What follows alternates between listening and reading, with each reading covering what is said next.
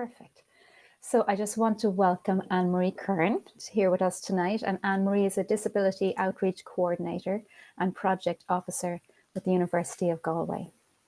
And as part of your role, you said that you link in with external organisations and with parents and guardians who have questions regarding supports and entry routes for students with disabilities. And you outlined the range of supports that University of Galway has to offer students, and including the entry route into DARE, what we're here for tonight. So welcome, Ann Marie, and thank you so much for giving us your time. Thanks a million, Morid, and it's great to be here. So thanks, Morid, and thanks, Vanula. And I'm looking forward to going through this presentation with you. So as Morid mentioned, I'm just going to go through the DARE application with you now tonight, or what documentation is required when you're applying to the DARE scheme on the CAO. So I'm also just going to briefly touch on the disability support service within the university. So just to give you some insight information there. So I'll just share this.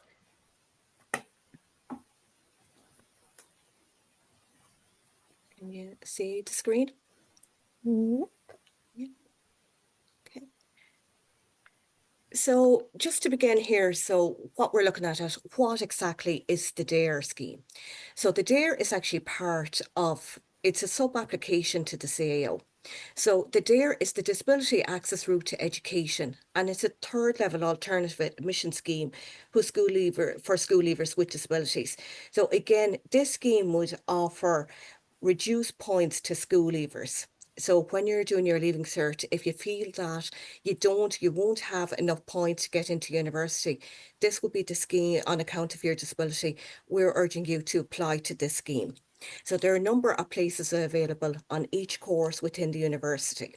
And again, it just is on a reduced point scheme, but you must meet minimum entry requirements to get into the university. So could I just stop you there a second, Anne Marie? Yeah. Is it possible to go in the mode where you don't have the slides on the side? Sorry.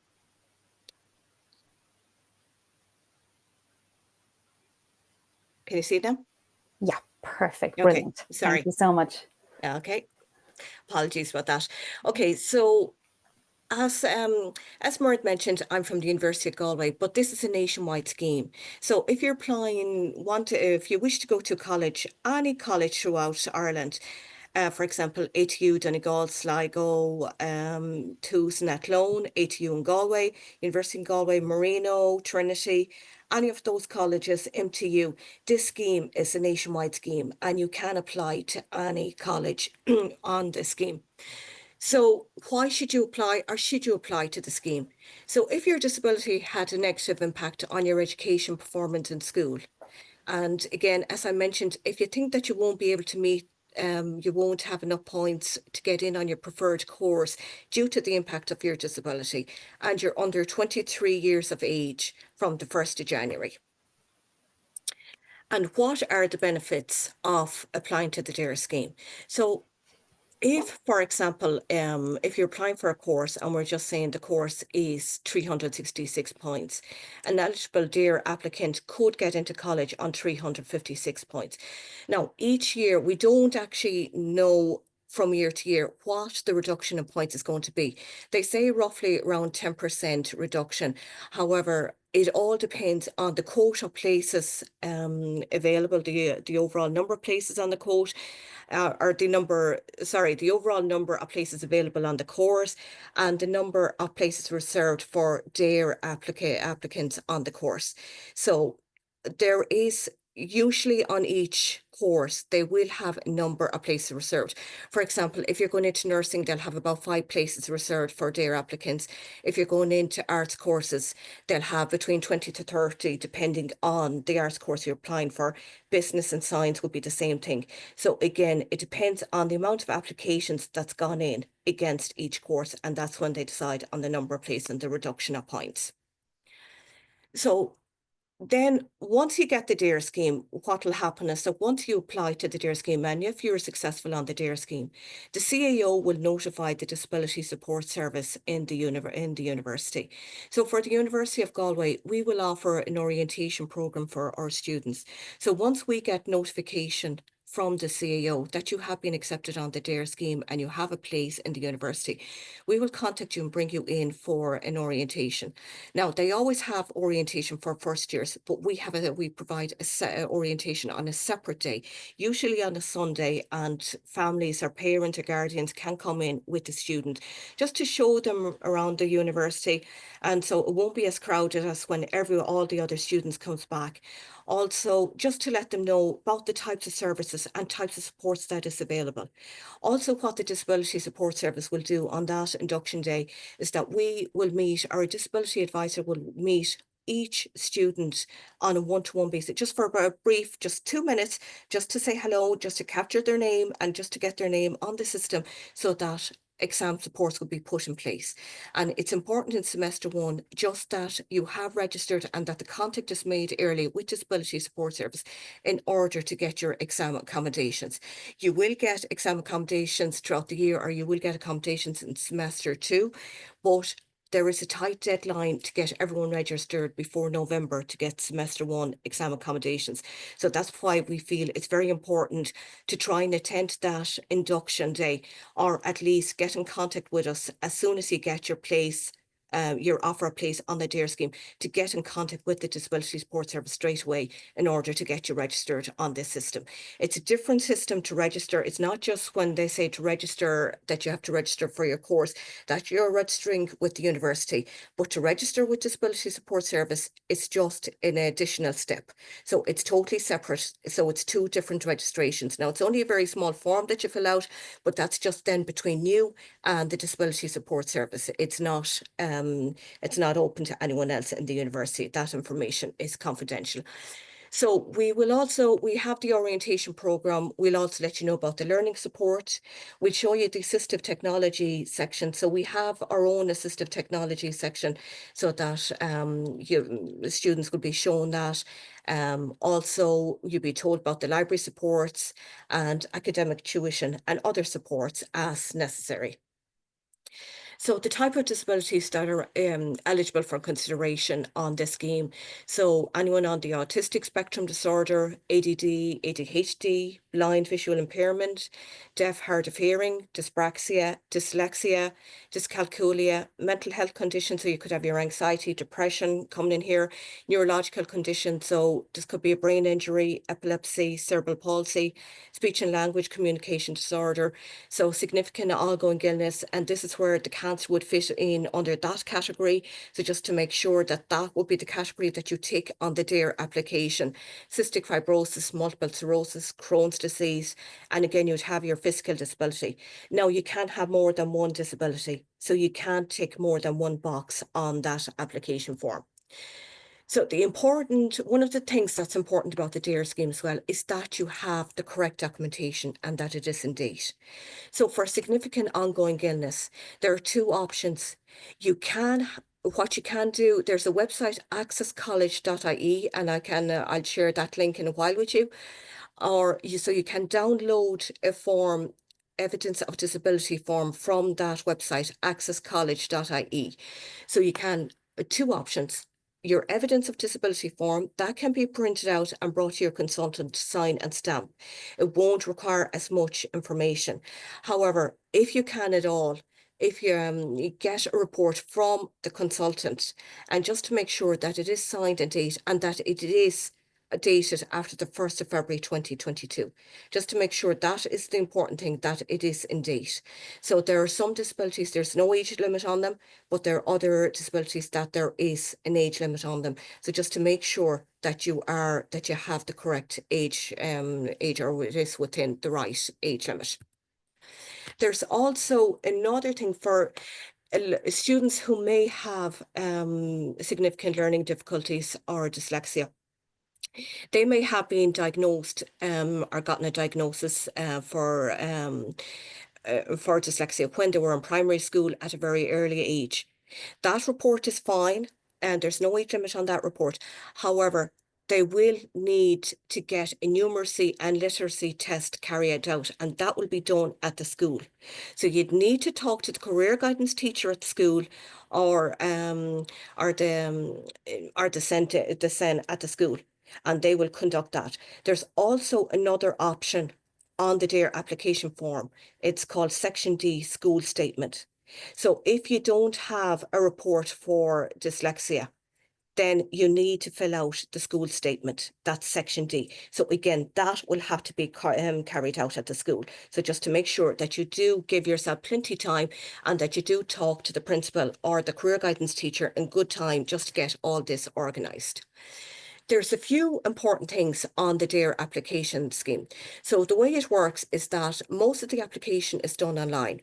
So when you're applying to the CEO, one of the questions it's going to ask you, do you wish to apply to the DARE scheme? And you tick yes on that. Then that's going to bring you into a supplementary Form A, they call it. Now you have the option, you can just tick the yes and leave it and come back to it again. But you're as well when you're filling out your CEO application to get it all done together. A lot of it has to be done online. So, for example, a lot of the information that you will already have filled out on your CEO application, like your name, your PPS number, address, the school you're attending, you've already filled that out on the main CEO application. A lot of that information may be required again on the DARE application because it's going to be assessed separately. So it's looked at as a separate application. But you will also need to get an educational impact statement done, and you'll also need to get a personal statement done. Now, on the educational impact statement, this will have to again be printed out and carried out with the school. So it's important that even if you're in remission, that you talk to the school, and you might feel fine and you just feel that you don't really need support at school, whatever, but you need to get this form filled out. So you'd need to have a conversation with your teacher, or with the career guidance teacher, or with the principal well in advance. And you might have slight difficulties at home. For example, you might be having difficulties, with the writing, with the reading, whatever. And it might be mainly at home that you're finding the difficulty in trying to get all this done. You need to talk to them at school so that this can be filled in on the educational impact statement at the school. So the following questions is what they look for at the educational impact statement. Have you received interventions or supports in post-primary school? So it doesn't matter what you were, if you were getting like note taken, if you were just have maybe someone accompanying you when you were going on a field trip, something like that, that's still a support. You need to get that down on this form. How has your disability impacted on your attendance? Maybe you had to take time out to attend a doctor's appointment or a hospital appointment. You have been missing. Maybe if you became sick at any time, if you just need a time out, if you're even out sick for any day, because of the immune system being so weak, you would need extra time. That all has to be noted under the educational impact statement. How has it affected your school experience and well-being? How has it impacted on your learning or exam results and any other educational impact? And that's what needs to be completed on this form. When you're happy with all the information, and that is going to be filled out with more than likely it's the career guidance teacher that will be filling this part of the form out with you. So it's a good thing when you're happy with the form, just go through it thoroughly, make sure that those key points have been completed, and then make sure that it is signed and stamped. It's your application, so you'll have to remember to double check and triple check it, because if the CEO receives this part of the educational impact statement, if they receive this form and it's missing either a stamp or it's missing a signature, then the application is going to be rejected. So just to make sure that you have that part completed. Then I mentioned briefly there the personal statement. The personal statement has to be completed online. So again, the personal statement complements all the information that's gone into the educational impact statement. So the personal statement will tell of your experience in school and challenges faced. This can include, but it's not restricted to the exam performance, meeting deadlines, engagement with extracurricular curriculum activities and supports, any kind of supports needed. That's what you need to put down on the personal statement. So it's kind of like it's but one of them is backing the other one up. So with your personal statement, you do that online. Now you only have I'm not sure exactly. I think it might be between 300, 500 words that you can put in there on the personal statement. They were going to get rid of the limit of numbers, so I'm not sure is that have they taken that out now this year or not. But what you can do and what we recommend to students, do a draft on a Word document. Make sure you write any way at all that your illness or your disability had impacted you. That's what you need to put down on this personal statement. You write that down on a Word document. You can even put it in bullet points. When you're happy with everything that you have down, then copy and paste it into the original application form. So, but just to make sure you go through it first of all, don't start writing into the application form because you might be trying to change it again, or you might feel that you've left something out that should have. So at least when you have a draft done out in a Word document first, then you're able to go back on it and check it. And then when you're happy, copy and paste it. So that would be the personal statement. When you have so that part is done online. So the personal statement's done online. But when you have the educational impact statement, when you have that completed with the school, and you have your evidence of disability, then you can post this documentation into the CEO. Now, when you're sending it into the CEO, make sure you get proof of postage, and also send in copies of the report. Do not send in the original because you won't get it back. So make sure that you're sending in clear copies and that they're legible copies. So just to make sure that they are clear, and post them and give yourself plenty time to just to make sure that you get them in. Now, what some people will also do, they also put in a self-addressed postcard. So put that in with your documentation in the envelope. So when the CEO will open your envelope with the evidence of disability, the educational impact statement, they see the postcard, then they'll stamp it and throw it back in the post, and that's proof to you that they have received your documentation. Also, put your CEO number on the top of each page that you're submitting. Because when the CEO will receive your documentation, there's pages going everywhere. So at least when they see your page on a desk, that can be matched with your file, and it'll be scanned to put with your file. So it's just a few little tips there, just good to note. So so just to look at the timelines. So the CEO, and normally these days, they don't change much every year. So even for some students, if they're only in TY at the moment, usually the 1st of February is always the closing date for the CEO. So the opening date with the CEO is usually kind of around 4th, 5th, or 6th of November. So this year it opened on the 5th of November. And it always closes on the 1st of February at 5 p.m. And the CEO is strict about that closing time. Now, if you wish to be considered for DARE, you have until the 1st of March to opt into the scheme. But like I mentioned, when you're filling out your CAO, I'd be telling you, kind of try and do it all together if you can at all, because you might just fill in the CEO and then you'll forget about the DARE part. And then in the end, you might miss the deadline. So at least if you have it all done together, it's out of the way and you won't have to worry about it. You have until the 15th of March to get all the documentation submitted to the CEO. Don't go posting them on the 13th of March. It just in case there's any kind of delay. Give yourself plenty time. So kind of if you can now, if you don't have documentation at the moment, start looking for documentation now and have them in good time, and just to get them in early. You'll find out then at the end of June, early July, if you were successful on the DARE application scheme. Now, you can, if you weren't happy, if you feel that you should have gotten a place on the DARE scheme and you didn't, you can appeal this. But it's only a very small window that you get. So you only have 1 week, usually about 1 week to appeal this. It's 3 to 4 days to appeal it online to get your application in. And then they give you another 2 to 3 days to get documentation into the CEO. So it's a very tight turnaround. So as soon as you get that email or get that letter and you need to appeal it, get onto it straight away. So just know that normally it comes out on whatever the last day that the Leaving Cert exams is scheduled for. So that's usually the end of June sometimes. So that's normally when they send it out.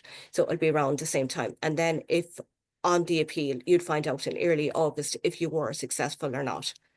So again, once you you have your documentation, just get it in, check it, and just send it. So accesscollege.ie, this will be a very good website just to get any information for regarding the DARE scheme, and again the HERE scheme that will look at kind of your socioeconomically and disadvantaged area. That's the HERE scheme, and then the DARE is the disability access route to education. But accesscollege.ie, there's great information on that website. So you can apply to both the DARE scheme and the HERE scheme. And again, in college, if you have applied to the DARE scheme and the HERE scheme, these applications are usually prioritised. But there are places for both the HERE and the DARE. So normally if you're applying to the DARE scheme, and if they have 5 places on the HERE scheme, they normally have 5 places for the DARE scheme as well. So they're looked at totally separate in the colleges. So another thing that's worth noting, a language exemption. If you're not doing a third language at the moment, or if you're exempted in post-primary from doing a third language, you will need to apply for a language exemption. Now, that is slightly separate from the DARE scheme, is in the fact that you have to apply to individual colleges. Now, if you're thinking of going to the university in Galway, Maynooth, Cork, or Dublin, you can just apply to NUI, and that will give you grant you the exemption for all those colleges. But if you're thinking of going to Mary I or any of the other colleges, you need to apply to their admissions office, and just to apply for an exemption. So just contact their admissions office and just tell them that you wish to apply for a language exemption. So with the disability, I work with the Disability Support Service in the University of Galway. So we currently have over 1,900 students registered with us, and each year these numbers are growing. So again, with this service, the information there is confidential. It's between you and your disability advisor. Now, we do encourage that you will allow us to let your lecturer know that you know that there might be a reason, or that you are registered with the service. We don't need to go into any specific details. Now they do, at one stage they had what's called a LENS report, Learning Education Needs Summary Report, what they used to call it, but now they look at it's just reasonable accommodations. So all we have to do at the moment is just notify your course coordinator, and just to tell them that you know, you're registered with the service, and that these are the supports that the disability support suggests put in place. So it's just there, that just for you to know that there is backup support there. So anyone who comes into the university, they don't necessarily need to register in first year. Like, we recommend, if anyone's coming in with a disability, to definitely register with us. And if you're coming in through the DARE scheme, you will be notified, the CEO will notify the university in Galway. But if you don't get in through the DARE scheme, just the only thing you have to do is just reach out, just make contact with as soon as you get your place of offer, get in contact with the Disability Support Service. So any student who needs support or reasonable accommodations due to disability, ongoing physical or mental health condition, or specific learning difficulties, they're all catered for within that service. So the important thing is just to reach out, just to make that contact. So I mentioned some of these supports earlier. So again, what do we do once you come in? So how do we put support in place? So once a disability advisor will meet with the student, they'll meet with they'll meet on a one-to-one basis, and then the nature of an impact of disability is taken into consideration. And then we'll know then what type of supports needs to be put in place. Like, you might need to be linked in with occupational therapy, you might need a PA, counselling, transport might need to be organised. It all depends. Each individual is different. So once a disability advisor will meet with the student, we'll know exactly what supports needs to be put in place. So we also have a cubby sensory space and sensory room, and these are just new, very new in the university. Just in the last year that we got the new sensory room opened up, and actually this is the first year that actually we have students booked into that room, and we got the cubby unit last year. So both at the end, so even the cubby, it's a wheelchair accessible multi-sensory safe space, which can be used by both students and staff. And again, with the room, they can be booked through the Disability Support Service for one at a time. So you might just need to just take time out just to get yourself back into the right frame of mind and just get yourself settled back. So we, once you're registered with Disability Support Service, we'll give you the links and you can just register, you'll be able to log in yourself and book a space for those rooms. And once you book a space in the sensory room, you have that room for an hour. So it'll help you just to settle. You might just need to rest up for a while, and just that you have the comfort there of the space, and just knowing that space is for you and no one else is going to come in on top of you or cram in on top of you, and just so that you know supports are available. Yeah, so I think that's it from me. I hope I've given you kind of an overview of the DARE scheme and the supports we have with the Disability Support Service. So so if there's any question, I'm happy to answer any type of question, or if you wish to send the questions on to Murder Fanula, and I can get back to you at a later date, whatever suits. But definitely, please, if there's any question, just send them my way. So I suppose the main thing is that you do give yourself plenty of time, make sure you have the correct documentation and that the documentation is within date, and that you do talk to the school about your educational impact statement. Make sure everything is completed there. You might think it's only a small thing. Get it down on the paper. Get it down, and it's just important that you have that information there and that you have the school's signature and stamp on it. Make sure that they're on it, because that's part of the reason a lot of people as well got rejected on the DARE scheme last year, because they were either missing a stamp or they were missing a signature. It needs both. So just to make sure that you have them included there. Thank you.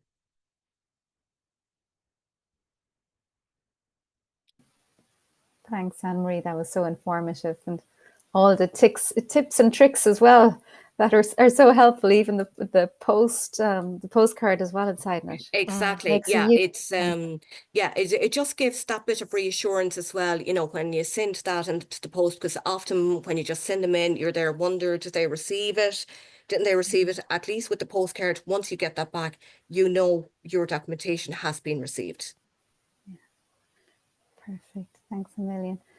Fanula, did you want to mention something as well around the DARE engagement? Yes, I forgot to mention this at the start, actually, just to let everybody know that we have been working with DARE and found them very open, really, to understanding more about the potential long-term impacts of a childhood or adolescent cancer diagnosis. So we're continuing to work with them. Obviously, the scheme covers a number of different areas, so they're not experts in every area. So we're just helping them to understand those long-term or late effects that may impact somebody, and they're, as I said, it's great. They're really open to that, but Anne Marie, I know you touched on the education impact statement. I think that is really important alongside your other documentation. And as you said, Anne Marie, it's never too early to start gathering this information or to start having those conversations with the school, because we know that young people might be putting their best foot forward at school and keeping it all together, but really struggling then maybe at home, and you're seeing it more than the school might be. So for you to have those conversations early on to help them understand, and to help them understand what would be helpful to put into that education impact statement for the young person, I think would be really helpful. And some of those things, as you alluded to already, would be maybe, concentration difficulties, or, experiencing a lot of fatigue. You might be putting in a full day at school, but it's at home. When you get home in the evening, you're exhausted, and it's impacting your ability to do your homework and study. Yeah, they could be holding it together all day, and then the fatigue is not as visible as it could be in school. So yeah, absolutely. Thank you. So I've stopped the recording now, so you can have some questions and answers. Let me see if I can, and stop it.